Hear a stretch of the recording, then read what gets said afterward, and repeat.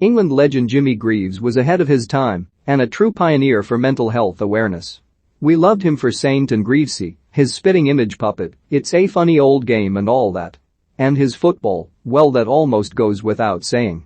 After news of his death on Sunday morning, many of us said plenty about Jimmy Greaves, goal machine and national treasure. But it is important to recognize the true depth of the man too. Many people are aware that Greaves was a recovering alcoholic for more than half of his life, yet it is not widely understood quite what a pioneer he was in discussing addiction and mental health. Perhaps it was that Greaves was not evangelical about such issues, as many who have been through such life-changing experiences quite understandably are.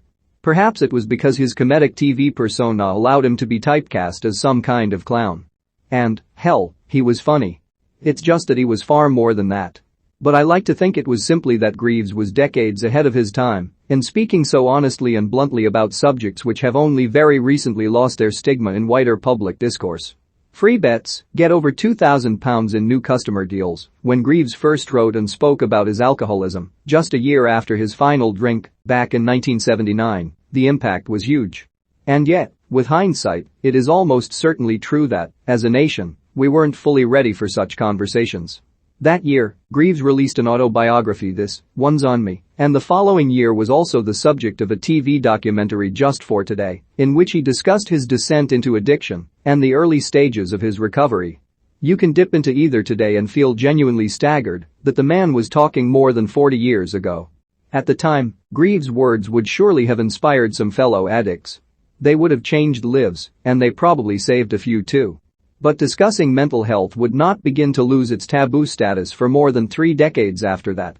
Tony Adams, another great footballer so affected by alcoholism, opened his Sporting Chance clinic 21 years ago, supporting sportspeople with mental and emotional health problems. The clinic has helped many thousands, but, until fairly recently, stigma remained. Many who needed help would not seek it, and many others in the competitive world of sport would remain ignorant and disdainful. However, Greaves understood always. He had an uncommon empathy for fellow addicts and he would rarely indulge in knee-jerk criticism of others being vilified for crimes and misdemeanors either. It wasn't just his own addiction that Greaves could discuss so frankly. Yesterday, I watched a clip from 1981 on Twitter of Greaves being interviewed by the late, great journalist Ian Wooldridge.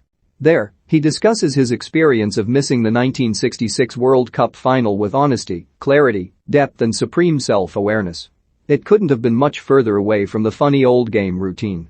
Again, that interview feels a whole generation ahead of its time. I collaborated with Greaves on a newspaper column between 2008 and 2014, and the man had a wonderful turn of phrase and an extraordinary gift for telling anecdotes. I often told him that, if he hadn't possessed such genius as a footballer, he'd have made a damned good journalist. To which he replied that such a career move would hardly have meant him drinking any less. Most of those columns were breezy and nostalgic, but those I remember best were the serious ones.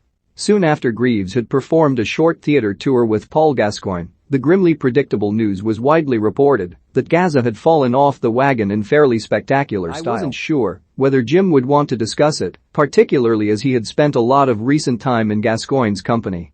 Yet he immediately dictated, and this was dictation not ghostwriting, a bleak, stark, fearful piece about the nature of alcoholism, his pessimism for Gascoigne and his enduring grief for his dear friend George Best. It was probably the best piece of copy I ever filed, and I had virtually nothing to do with it. We are now, thank heaven, in an age of increasing enlightenment and openness about mental health.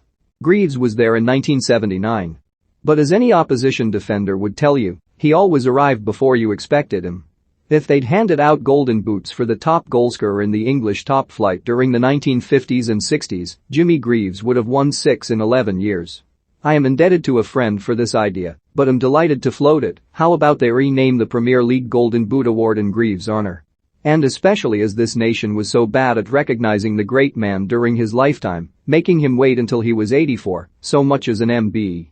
Alan Saint-Maximin is a genuine gets-you-off-your-seat, worth the entrance fee alone type of footballer. And so you simply cannot imagine him sticking around for much longer at Newcastle United while, in the words of manager Steve Bruce, that club is simply ticking along. It was amusing to see Jesse Lingard banging home a late winner for Manchester United at West Ham, and then not celebrating. United are the club he loved as a boy and has played for all his career, but he refused to celebrate because of a loan spell at the Irons last season. It also says much about the nonsense of allowing loans between Premier League clubs. But at least Lingard played for West Ham. In 2014, Norwich's Wes Hoolahan refused to celebrate a goal against Aston Villa, a club he never played for, as his old boss Paul Lambert tried to sign him for Villa a few months earlier. The Pep Guardiola vs Manchester City fans thing seemed like a load of unnecessary old tosh. Everyone knows City do not have the vast fan base of Manchester United or Liverpool, including Guardiola, and there is nothing more tedious than fans of well-supported clubs banging on about how big they are.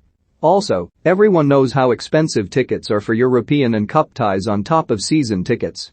City fans probably don't even want their ground filled by thousands of glory hunters either. So, please let's move on from this one. When Cristiano Ronaldo re-signed for Manchester United, many mentioned his long-lost reputation for going down too easily. But having watched him at West Ham on Sunday, even though he genuinely should have won at least one penalty, the only conclusion must be Ronaldo does still go down too easily. It took Tottenham 72 days to appoint Nuno Espirito Santo as Jose Mourinho's successor. Having watched Spurs being obliterated by Chelsea in the second half of Sunday's derby, and hearing Nuno speaking of the positives, you have to wonder whether he will remain in his post for as long as 72 days of this Premier League season.